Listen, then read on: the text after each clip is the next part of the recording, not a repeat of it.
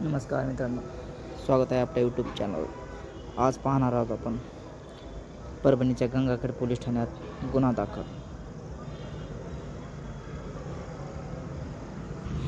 परभणी गंगाखेड ते मालेवाडी या रस्त्यावर असलेल्या गंगोत्री आश्रम येथे एका महिला भक्तावर महाराज जबरदस्ती शारीरिक अत्याचार केल्याची घटना 2021 घडली. या प्रकरणी पीडितेच्या तक्रारीवरून 8 ऑगस्ट रोजी ज्ञानोबा मुकाजी कराळे उर्फ माऊली महाराज मुडेकर यांच्यावर गंगाखेड पोलीस ठाण्यात गुन्हा दाखल करण्यात आला आहे.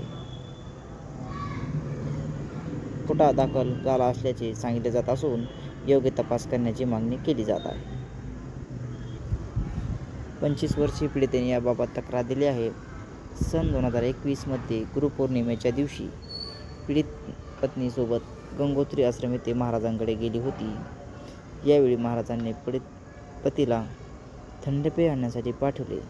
त्यानंतर पीडित पाया पडत असताना महाराजांचे बळजबरीने तिच्यावर अत्याचार केला.